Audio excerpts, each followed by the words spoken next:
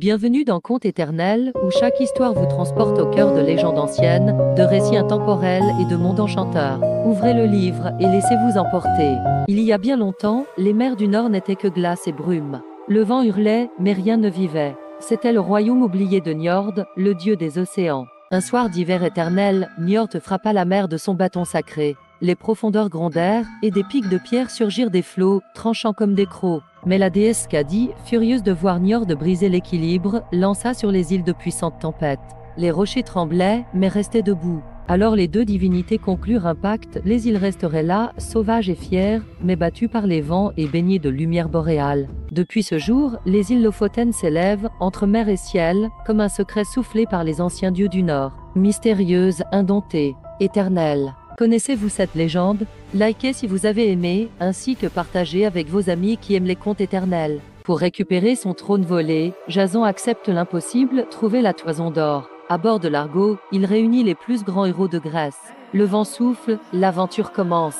Le voyage est une suite de dangers. Harpies affamées, rochers qui s'entrechoquent. Chaque vague peut être la dernière, mais les Argonautes avancent, guidés par le courage. À Colchide, la toison brille, gardée par un dragon sans sommeil. Jason ne peut réussir seul. Médée, magicienne puissante, trahit son peuple pour l'aider. Jason s'empare de la toison. Le roi trahi, la colère gronde. Médée et Jason fuient ensemble, poursuivis par les dieux et les hommes. De retour, Jason pense avoir gagné. Mais les dieux ne pardonnent rien. La toison fut conquise, au prix d'un amour maudit. Connaissez-vous cette légende? Likez si vous avez aimé, ainsi que partagez avec vos amis qui aiment les contes éternels. Un grand bateau est pris dans la tempête.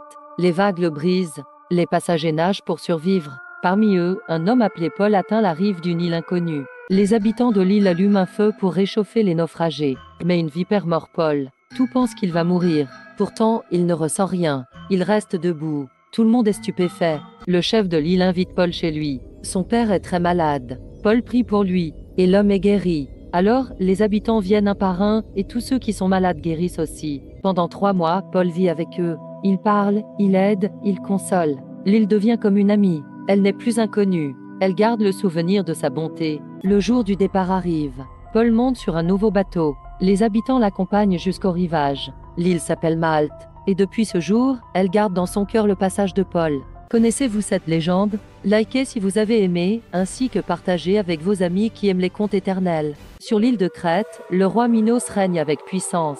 Mais un sombre secret hante son palais, une créature monstrueuse, née d'une malédiction divine, vit enfermée sous terre. Pour cacher l'horreur, Minos ordonne à l'architecte Dédale de bâtir un labyrinthe si complexe que nul ne peut en sortir. Au cœur de ce piège vit le Minotaure, assoiffé de chair. Thésée, un guerrier venu d'Athènes, décide d'affronter la bête. Il promet de vaincre le monstre, ou de mourir dans l'ombre du labyrinthe.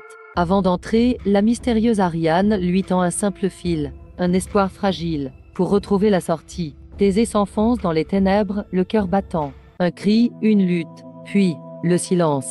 Le Minotaure est vaincu. Guidé par le fil, Thésée ressort vivant. Le labyrinthe a perdu son roi de l'ombre. Connaissez-vous cette légende? Likez si vous avez aimé, ainsi que partagez avec vos amis qui aiment les contes éternels. À la Réunion, quand la lune se lève au-dessus des champs de Cannes, le vent murmure un avertissement. Celui qui traîne après le dernier chant du coq n'est jamais vraiment seul. On raconte qu'un homme, curieux et téméraire, suivit un étrange rire dans la nuit. Entre les eaux de Cannes, une silhouette l'attendait. Un masque de coq vissait sur le visage. L'homme coq dansait. Ses pieds ne touchaient pas le sol. Il tournoyait au rythme d'un maloya fantôme, et chaque pas faisait faner la terre autour de lui. Il était l'âme d'un esclave oublié, trahi, revenu réclamer mémoire. Quiconque croise son regard doit écouter, ou perdre sa voix au cœur des champs. Depuis cette nuit, plus personne ne chante au lever du jour. Le coq ne crie plus, et parfois, dans la brume du matin, on entend le rire de l'homme coq, toujours en quête d'un témoin. Connaissez-vous cette légende? Likez si vous avez aimé, ainsi que partagez avec vos amis qui aiment les contes éternels.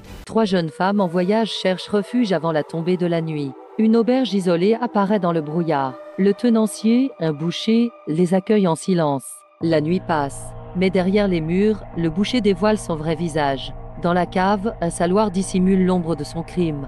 Années plus tard, un évêque à l'allure noble s'arrête à l'auberge. Il fixe le boucher et déclare calmement: « Serre-moi ton salé. Vieux de septembre ans, cri de panique, le boucher recule. Le saint bénit le saloir. Une lumière traverse la pièce. Les jeunes femmes reparaissent, vivantes, comme sorties d'un rêve.